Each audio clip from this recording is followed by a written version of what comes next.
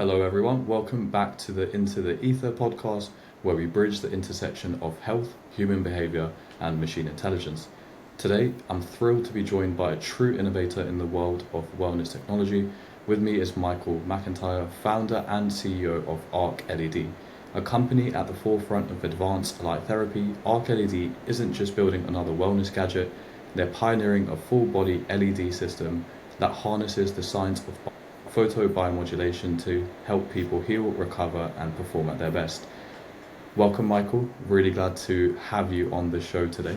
If we could just Hey, start off with kind of going into what Arc LED does and the journey that you've been on. sure. Great question. So I got into light therapy about 20 years ago in 2000. We were working with facial panels, so LED facial panels. And back then it was kind of the Wild West. It wasn't really all red light therapy. Everybody was using greens and different forms of blue and amber and teal and, different colors. And what was cool about that was every week, or at least once or twice a month, somebody would come back to me and they'd say, "Do you know what this facial panel is doing now?" Because they'd put it on somebody, necrosis on somebody's foot, calluses that wouldn't heal due to diabetes, etc.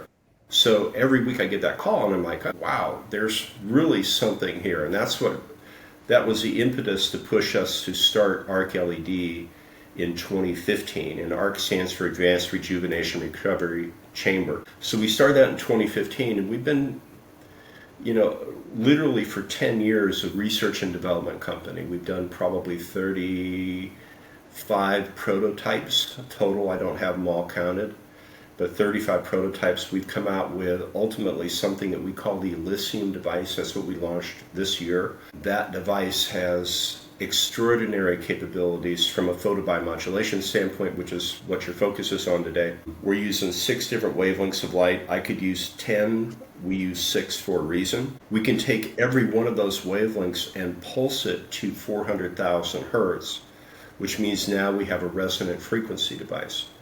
And with resonant frequency, we can target. So I see you looking up so you understand like what a Rife machine is. And basically what resonant frequency does is it says if someone sings and they shatter a wine glass, what happens is the frequency of their voice creates an uncontrollable vibration in the crystals in that wine glass.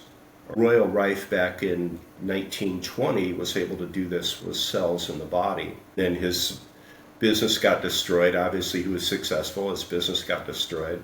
But that research has continued on for the last 100 years. And now there's companies in the United States that have phase 3 approval with the FDA to use resonant frequency to blow apart cancer tumors. And I'll take that a step further. And we have to be careful about what we're doing. Obviously, we have to be within regulatory compliance, but I'm able to pulse every one of the 6 wavelengths in our machine up to 400,000 hertz. What they found in research on resonant frequency is that cancer cells have resonant frequencies between 100,000 and 300,000 hertz. That's why we build it to 400,000. Also, what they found is that they would have harmonics of that. So, for example, leukemia would have a kill zone between 158 and 162,000 hertz or cycles per second. We're turning the lights on and off 158,000 times per second. And it also requires an 11th harmonic. And what they showed in research is that they can destroy 25 to 42% of leukemia cells in 3 minutes. That 11th harmonic, we're able to do that with a different carrier energy. So I can add, with the Elysium device, we add plasma to it. Plasma allows us to get up into the million hertz. So it takes about 1.86 million hertz to get that 11th harmonic. So what I'm getting at is it's a super powerful device. We were just analyzed by the U.S. military, Air Force Research Lab, Ohio State University, and Walter Reed in the United States. And our systems were 50% more powerful than the next most powerful machine. So what that does is that creates a deeper penetration into the body. Power's not everything. You want to have the right dose in a light therapy system. It's not about being the most powerful, but you want to have the right dose. And this is what we tried to do, and we've done. But again, we can use light as a carrier, and I'm rambling on. You interrupt me anytime. So we can use light as a carrier for frequency, which allows us to then target specific pathogens in the body or target and build up energy centers in the body that we want to build up. Light also becomes a carrier for information patterns. Those information patterns become blueprints that we send into the quantum field. And basically what we're doing, when an architect builds a building, they have a canvas of paper. And on that canvas of paper, they say, okay, I want to build a building, so I'm going to draw a blueprint. And that blueprint then becomes the blueprint for what that building's going to look like. They gather the resources, time, labor, etc., and basically they follow the blueprint and then they create the building.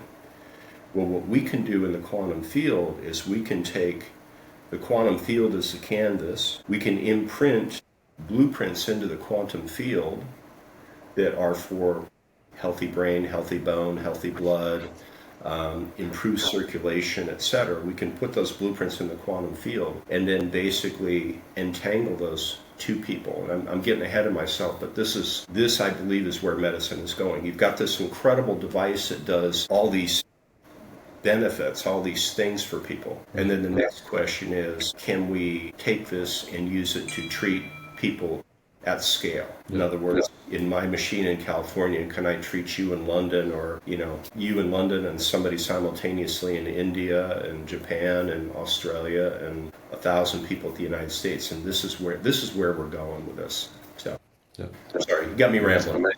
That was perfect, and I think a lot of people, there's a lot to dissect in there. So if we break it down from the parts that you kind of mentioned at the start, if someone had no idea what red light therapy was, and a question that they might ask is, how does the red light therapy decide to destroy the cancer cells and not normal cells? Is it to do with the frequency?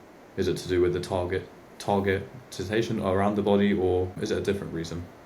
That's a really good question. So red light therapy, the primary benefits of red light therapy are going to be, number one, in a full body system, we're creating a systemic reduction of inflammation in the body.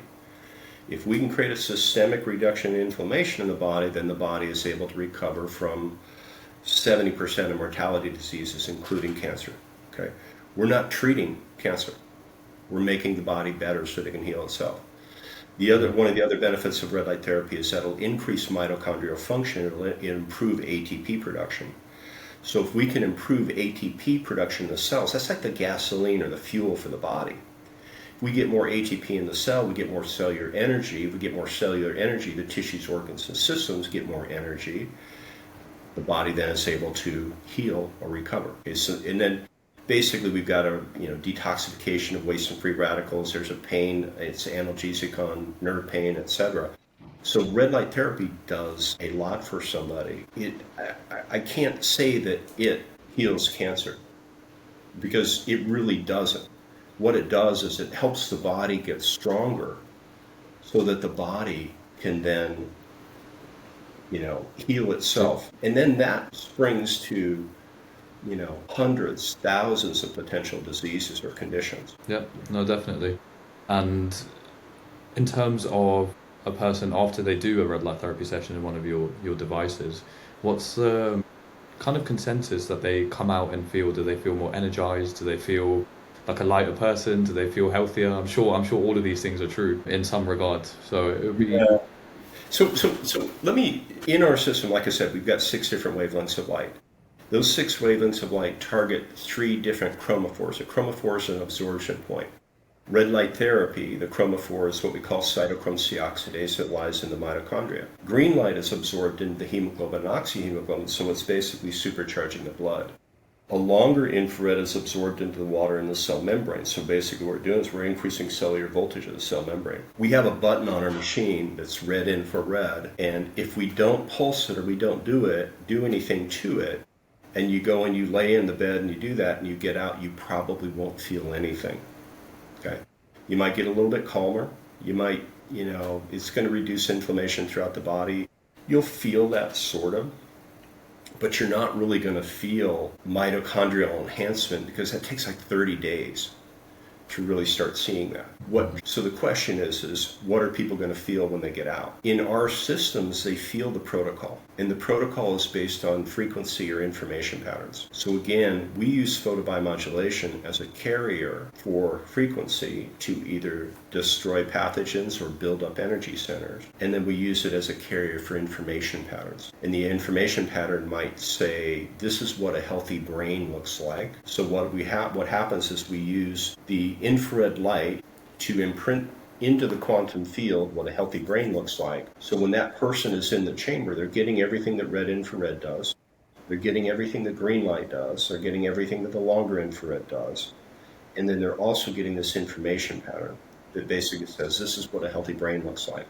So to answer your question, generally speaking, when people come out of that specific protocol, they feel more energized, they're clearer. It lasts a couple days, and it's fun. People that do red light therapy and they come and they try our system and they get out, they're smiling, they're going, oh wow, that was different. What's different is the frequency and the information patterns. So with literally thousands of protocols, we can create thousands of different reactions in people. So when we say quantum brain, that's just one that's a fun one to show off. We do one called memory boost, where we're pulsing the reds at a visible pulse. So you see that, it's kind of like psychedelics. So you're in the chamber, there's a 3-minute session, and it feels kind of normal. Then the next 3-minute session, it gets really warm, and you're kind of like, oh, I should have turned the fan on. Then the next 3 minutes, it's psychedelic. Then the next 3 minutes, it's warm again. And then the next 3 minutes, your brain is floating. So we can do things with the machine because of how we built the capabilities that create different reactions. Again, memory boost is for a reason. It's about building cognitive function. So hope that answers. No, it does. It's super powerful, and I think a lot of people listening would love to experience something like that. And you mentioned, I guess, a lot of high-profile clients as well. You mentioned the U.S. military. You mentioned, I think you work with elite athletes. How? Yeah. Yeah. Yeah. So, go ahead, please. No, sorry. I was just going to say, how does that do you ensure safety for those clients as well as their benefit, and do you set long-term plans for those types of clients rather than just like a one-off session where they improve over time? Yeah. So first of all, you absolutely want time. You want to be in that chamber probably twice a week if you can, and then for an extended period of time. To answer your question, we're in every branch of the U.S. military. The military just completed a study, and they chose our systems based on power alone. That was a choice, not based on frequency. We're in half of the NFL in the United States. The NFL is like everything. I can't really talk about our private players just because from a privacy standpoint, but yeah, we've got Of course, yeah. multiple players and teams. So the team gets, the NFL team will get a light bed or 2 light beds, and then people will buy them for their homes. So we expand on that. We've got several world leaders that actually use the system. So yeah, it's cool. It's fun. Yeah, I think it's one of those things where someone, as you mentioned, world leaders, elite athletes, I think people wonder, how do these guys function at the top level consistently in the way they do? And it's with these hacks that most people wouldn't think about, know how to use, have access to. In terms of like your development when creating the Elysium product and also just your beds in general, what were kind of challenges that you might have faced, or technical challenges in development and in maybe the early stages? Wow. I think I mentioned to you we've had like 35 prototypes since we started in 2015. Yeah. And a prototype basically says, well, we improved a little bit, but not perfect yet. So every one of those is a challenge. And when you build a prototype, first of all, you have to come up with an idea. Then you have to engineer that idea, and then you have to take that engineering and put it into available technology, and then you test it. So it's prototypes, yeah. There's a lot of experimentation that goes into development. What's cool is that I think we have made a consistent move forward from an efficacy standpoint. We're getting better every time. And I think that, especially when we start talking about quantum imprinting, et cetera, we're going to continue to we've got a ways to go. There's a lot to learn and a lot more capability. Yeah, but I think And I think a lot of entrepreneurs will resonate with that listening about Yeah. the constant cycle of starting not perfect, starting again, not perfect. But that's a hallmark of a successful business is how quickly you innovated and how many times you tested. Because a lot of people would maybe in 10 years only build one prototype, but you've done it 35 times, Right. which is amazing. And it's not the best business model to be always building prototypes and not marketing. So, but yeah. Oh, but and I'm sure that the audience is also wondering your background, like how do you get into this space? What were you doing previously to 2015, and what kind of inspired you to found ARC? Yeah, I mean, the inspiration actually came from a business standpoint. I was working with light therapy, and we saw the feedback from the estheticians that were selling the facial panels to. And my background is biochem slash business, so I'm kind of in between both worlds. And yeah, just also a spiritual background. That spiritual background really causes you to think outside the box.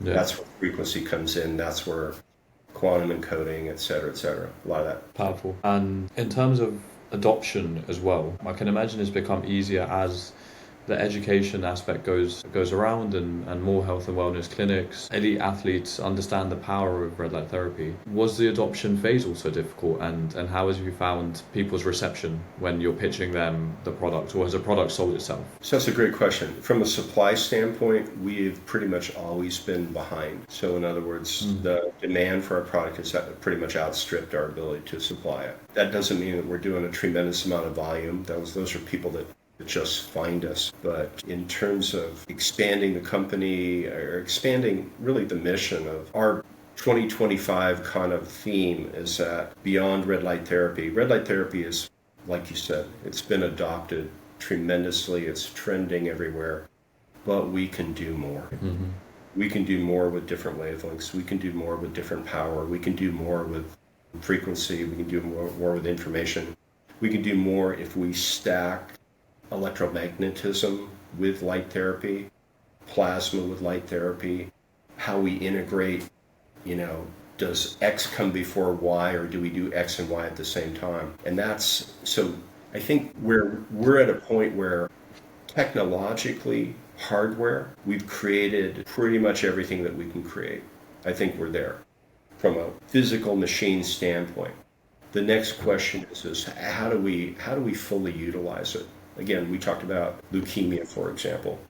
We have the capabilities to do what the research says, but from a regulatory standpoint, we can't approach that yet. We don't go there. And then the next step is what other things do we not know so in other words, I guess what I'm saying is we probably won't fully utilize the machines that we've created for probably 3 to 5 years. It's going to take us that long with the AI to kind of figure out how to use them.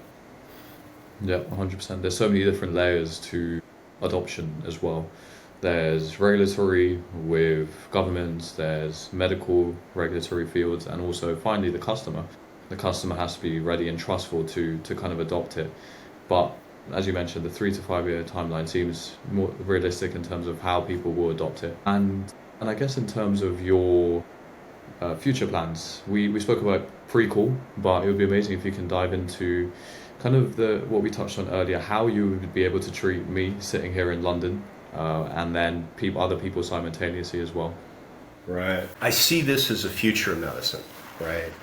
And basically, we've all heard of remote healing. And remote healing basically says we have somebody with a capability here in California. You're in London.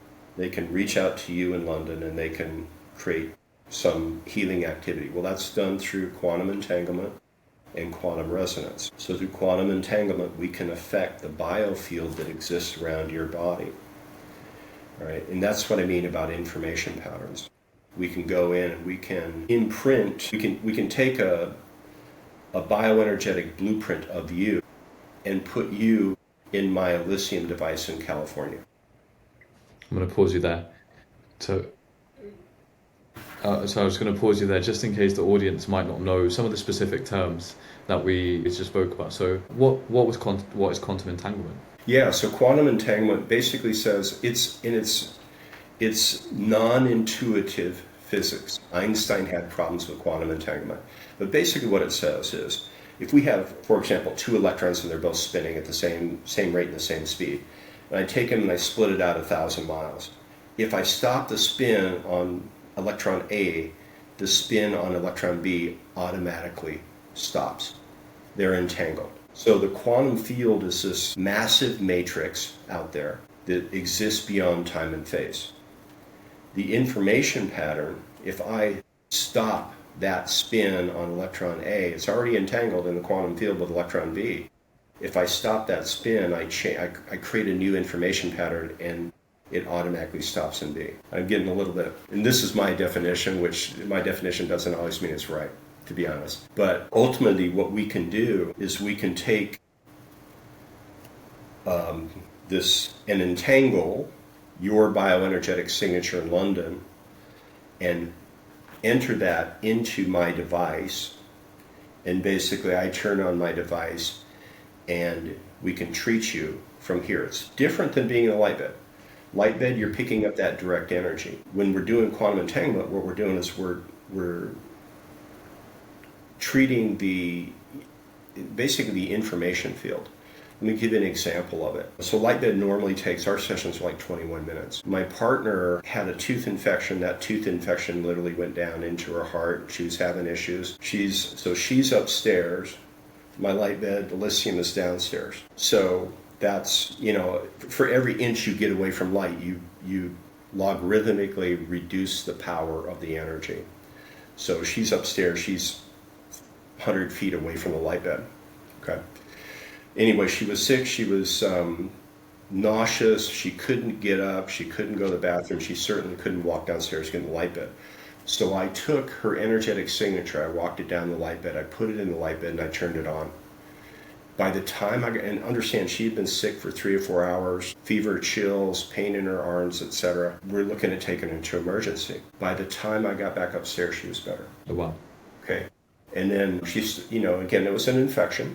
She still had the infection, we didn't get rid of it. So over the next couple hours, she got worse again. And then, but not as bad. So I went down, I put her signature back in the light bed, turned it on, walked back upstairs, she's better immediately. Again, the light bed takes 20 minutes.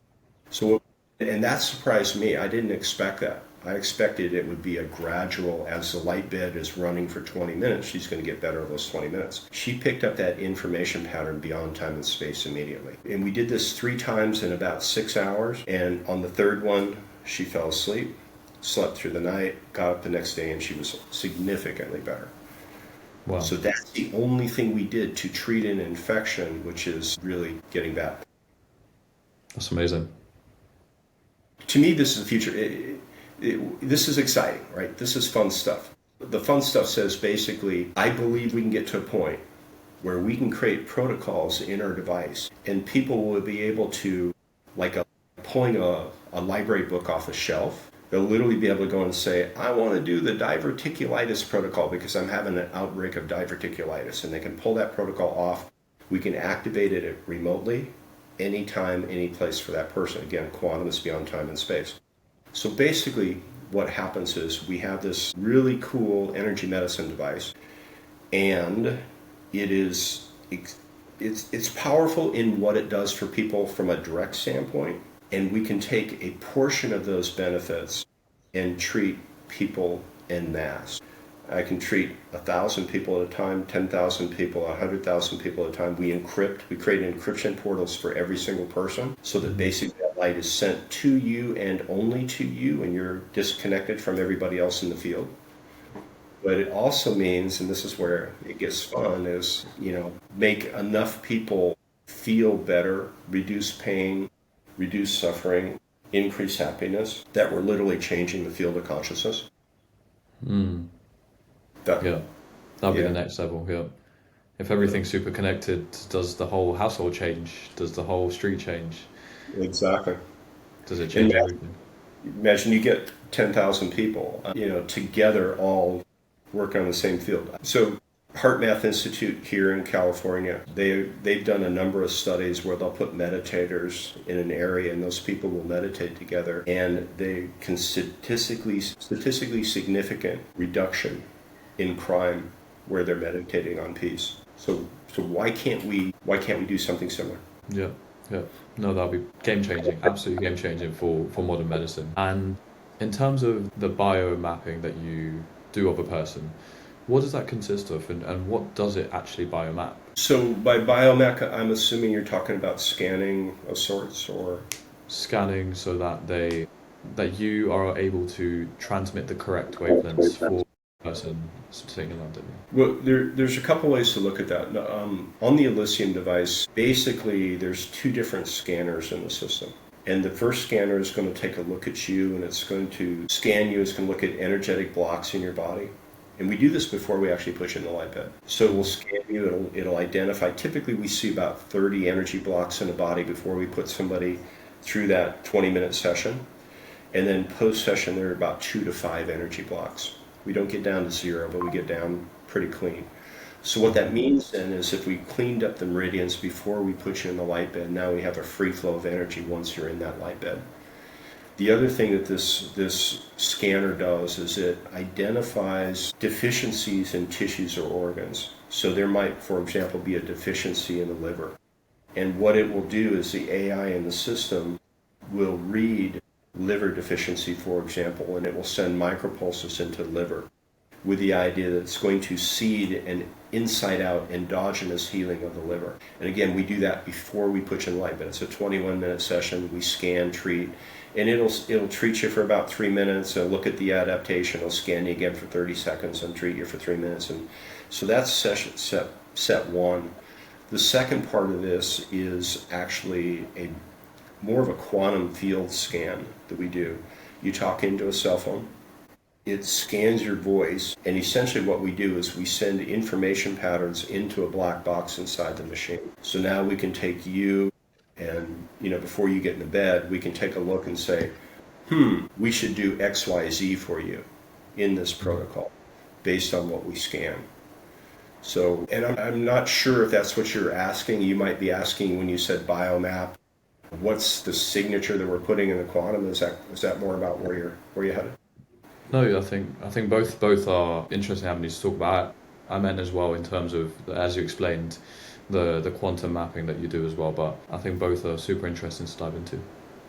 Yeah. So in terms of the biomapping, to answer that question, we want to create as many redundancy points as we can. So there's a simple map that basically says we're going to take a photo of you, of your body, in a clean, clear background, and basically put your name in there, your full name, your birth date, your address, and then that's level one.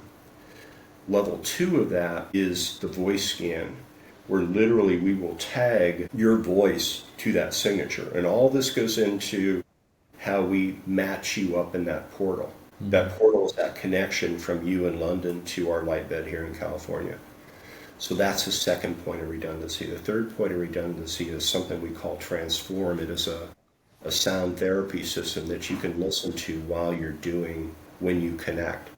And that's actually what we use as an activation tool. What we're hoping is that with Transform, we're going to be able to, this is that library where you basically say, all right, I want to access diverticulitis. It's 2 o'clock in the afternoon.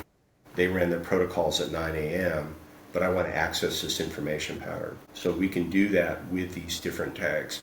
So that's the experimentation that's going on as we speak right now, is we're looking for points of redundancy to create a stronger map of that person so that we get a better connection, quantum entanglement with a device. Amazing. And I can imagine that will only get better and better as you have more people doing it and you have different ones to compare with themselves, and you can basically cross-reference and see the patterns starting to develop between even I guess people in different geographical regions. So you'll see one region might have a certain frequency or a certain map that you can treat more efficiently because you have a collective. So that's also another super interesting aspect of it. Yeah, that's a great point. That's a great point. Could we take somebody in, so for example, in China, they're substantially ahead of us in a lot of the quantum field applications. And basically, I've seen photos where they're able to take a field and they treat that field with energy. And inside the barriers, the boundaries of the field, they're very clear. You've got all these beautiful green plants coming up. Outside the boundaries, and they've duplicated this multiple times. So can we do this for crops? Yeah. Can we do this for side effects? For pharmaceuticals? And actually pharmaceuticals are helping people get rid of symptoms. But what if we can help them get rid of the side effects of those symptoms? Again, all this stuff is in the possibility. It's Super a exciting. huge medicine. Yeah. And an interesting point you raised there is I find, and I hear from a lot of people, that some of the further countries ahead in these fields and even other fields are China. And I guess, do you think that is to do with some of the regulation that the FDA and additional challenges that it puts on you in terms of being more strenuous with everything that you do and having less ability to test or go outside the boundaries? So the answer is going to be yes. I mean, just a simple yes. There's are a number of factors. There's safety issues that we have to regulate, So there's value in regulatory. There's certainly value in it. There's not value in regulatory is skewed to a purpose. That makes sense. Yeah, no, 100%.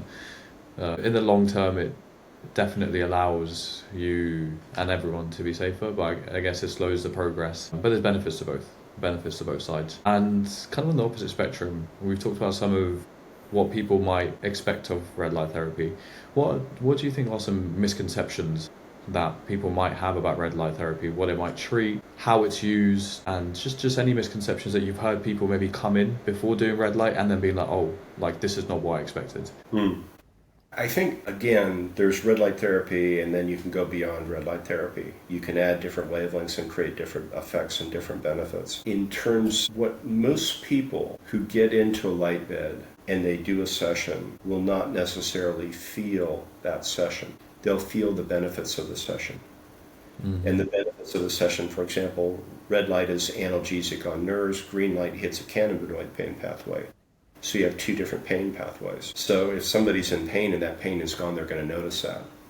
But they don't necessarily feel the bed. So that's part of it is there's something called phase angle. It's a biomarker. And phase angle is a biomarker. What it does is it measures the charge of the water in the cell membrane.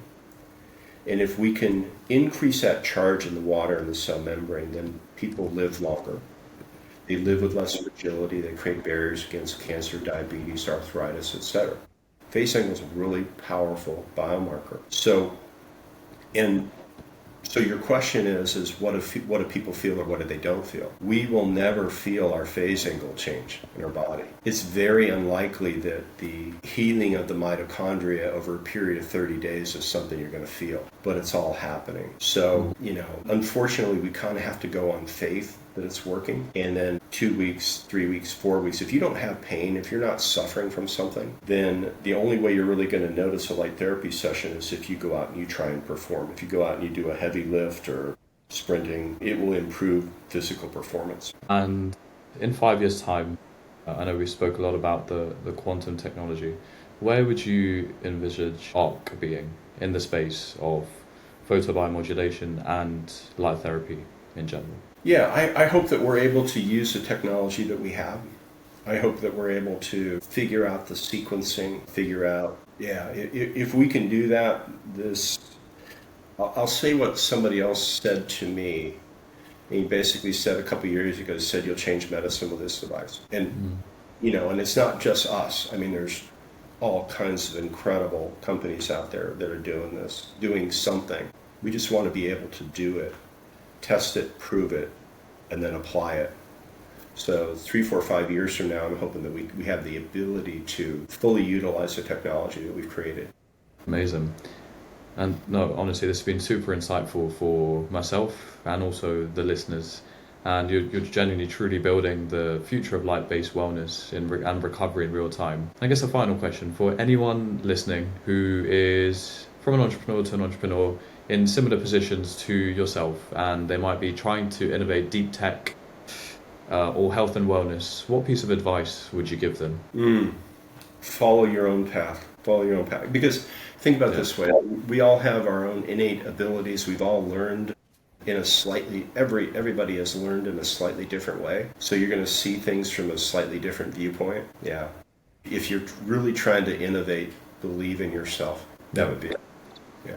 Super powerful. And for anyone who else who might want to find you or find ARC, how would they reach out to you and maybe talk about some of the things that we discussed today, as well as maybe even trying one of your. Yeah, so arcled.com, ARRCLED.com. And then Sharia, we'll have, actually, we talked about the quantum. We've got a 21-day trial, and I would make that applicable to you. And basically, you could put together a kind of like a opt-in form to get people so they can try this quantum. That's the first phase. That's for everybody, right? We can reach anybody, anywhere. You don't have to have a device. Our devices are expensive, prohibitively expensive. The next phase of that would be, okay, where do I go? What center do I go in and use a device? I don't have a lot of distribution in Europe right now. Like I said, we've been a research and development company. I've got hundreds of locations here in the United States and Canada, but still not everybody would have access to one of those devices. And then obviously if somebody wants to purchase a device, they have that capability to. So quantum gets us into the masses. And then the ability to use a machine at a center, at a doctor's office or something like that allows you direct access to it. And then we certainly offer machines to people. We're creating in the United States and Canada something we call the charging station right now. And basically this will be a network of, 500 to 1,000 different locations. And we'll be putting our beds in each of these locations that people, and it'll take a good 18 months to fill that up. But that gives people direct access to it. So here's kind of where the dream is, right? So we know that if somebody uses a machine, they're going to feel it. We know it's going to help them. We talked about phase angle. Phase angle is a numerical biomarker. So I can tell you exactly how much we increased your phase angle after a session, meaning I can show you this is, you're going to live longer, you're going to live with less fragility, you're going to create barriers against cancer. We can show that. That's numerical. That's you may not feel that. But so in these centers, again, I'm losing my train of thought here. Sorry. That's amazing. And in other words, cut that. No, we'll be done. I guess we'll go back to the kind of ending. I think we basically covered a lot of it, and that was a good ending for that. So we'll start back here, and I'll say maybe we can go into. Would you? The. So I'm not trying to push this. I'm not. It's up to you if you want to do it. But as we start quantum, we can create an individual landing page for you, and as you build up an audience, you can have those people come through your own landing page. That's what I'm getting at. Oh, 100%. We can, once I end the recording, we'll do a deep dive into kind of that and also other possibilities as well. Yeah, we'll have a lot of proofing on that. Amazing. Okay, I'm just gonna do the little outro now, and then we'll stop the recording. Okay. So that was Michael McIntyre from ARC LED. Thank you so much, Michael, for jumping on the podcast and sharing your innovative insights. And I hope you find the best of luck in your new product, as well as innovating new technologies for the future of life and wellness-based therapy. And for anyone listening, please leave comments. Please go ahead and visit ARC and reach out if you do want to try one of the quantum devices. And again, thank you for being on and sharing your valuable insights, Michael. Sure, yeah, I'm honored. Thank you, buddy. I appreciate your time. Thank you.